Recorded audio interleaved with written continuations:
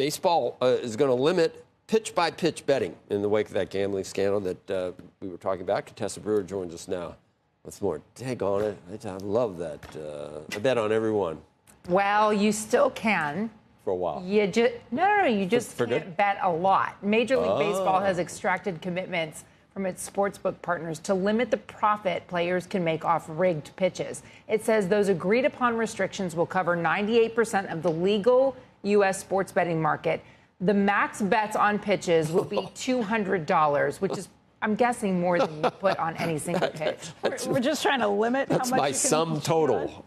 And as I told you yesterday, the perhaps more important part will be that the sports books will include them entirely from parlays, where you stack your bets onto each other. Yeah. Why does it matter? One player has an outsized impact on a pitch, and by limiting the bet size, the books are limiting the profit and presumably making the payout less attractive to the players. But look, I mean, the players, meaning baseball players, not the gamblers. But look, you've got the Cleveland Guardians pitcher, Emmanuel Clase. He had a $20 million, 5-year contract. If he rigged pitches and shared that info with bettors, as prosecutors allege, it's hard to believe that he did that for the money. The whole scheme with Clase and pitcher Luis Ortiz didn't even reach $500,000. By the way, their lawyers both denied that the players cheated. This is video of Ortiz at federal court yesterday in Boston.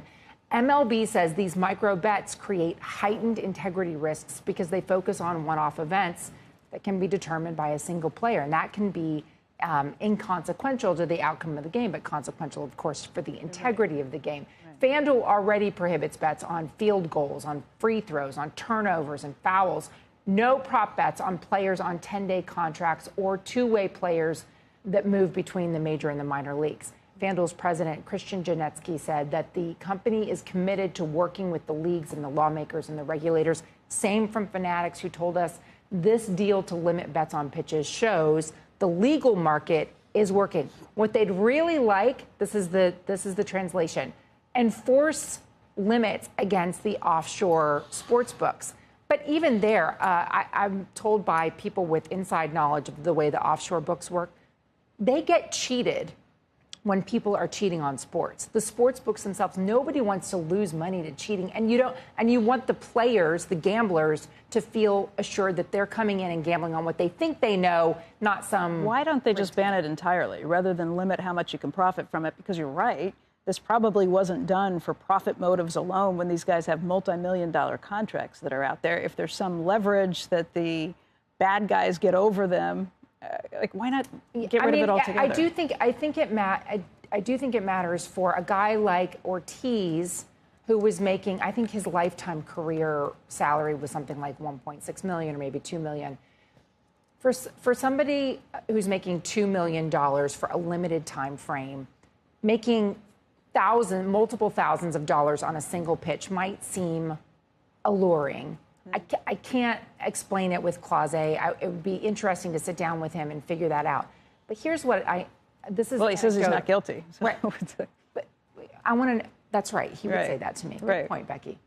I'm very curious to know how much this would affect the sports books because, as I said, these are micro bets. Right. Typically, you're putting small dollar amounts on individual pitches anyway. You're not betting, $1,000 on a single pitch. If you bet $1,000, guess what? That is going to flag the integrity monitors, who then look at, wait a minute, you threw a ball into the dirt on your starting pitch. But here's what I would say back to the sports books and to the leagues who are interested in saying we want to preserve the integrity of the league.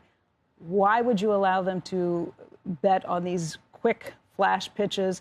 It's rewarding the worst sort of gambling where you're just like, okay, this is like addictive behavior. I need to keep into it. My guess would be for the sports books, it's probably pretty profitable, and it's how you keep your big money players in the game on this and make more money on it. But for the league, why go along with that? Engagement, because it makes every pitch so much more exciting. It's why I don't believe them entirely when they say they are completely worried about the integrity of the game. If so, act that way. I get it, but your actions show otherwise.